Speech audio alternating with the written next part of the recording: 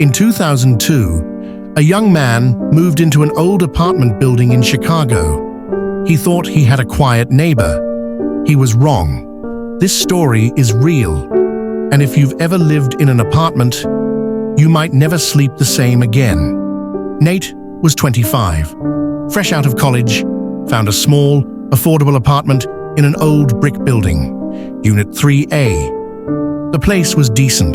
The walls were thin, but only one neighbor shared his floor, the girl in 3B. He never saw her, but he heard her, humming at night, walking back and forth, typing at odd hours.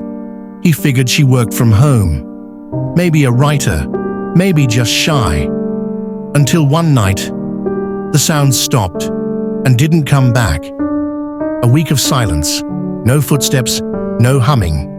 Nate got curious. He knocked on her door. No answer. He even listened. Nothing. But that night, he heard typing again. Fast. Erratic. Then a sound like sobbing. The next morning, he asked the landlord if the girl in 3B was okay. The landlord stared at him, confused. "There is no one in 3B, he said. "That unit's been vacant since March." Nate didn't believe it.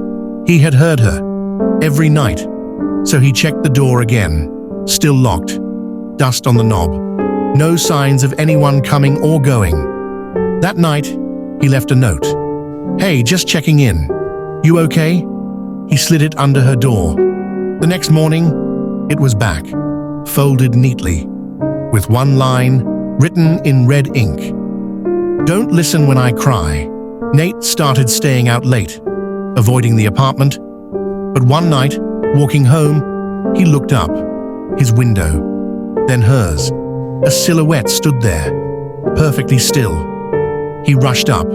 No one in the hall, no sound. But something new appeared on his door. Another note. "She's listening now. She doesn't like you asking." 2 days later, Nate came home and found his door open.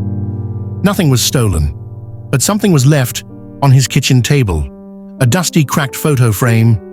Inside, a picture of a girl, maybe 20th, standing in the hallway of their building, Unit 3B, behind her.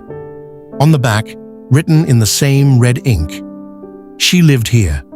Once, Nate begged the landlord for answers. After some digging, the truth came out. The girl in 3B had lived there in the late 90s. She was a student, kept to herself. One day she stopped showing up to class. Weeks passed before they found her, still sitting at her desk, hands on her keyboard, eyes wide open. She had died of a stroke, alone, undiscovered. The strange part, her computer had been typing dozens of lines, all saying the same thing. Someone is in the wall. Nate moved out that weekend, but the night before he left, he couldn't sleep. Typing started again, faster, louder, angry. He put on his coat and opened the door. The door to 3B was wide open.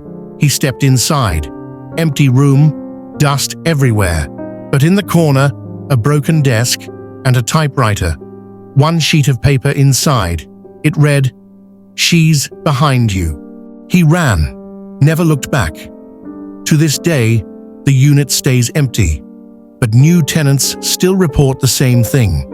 Typing, humming, and footsteps pacing above them, even when no one lives on the 3rd floor. So if you ever hear something in the night, and you're sure you're alone, maybe you're not.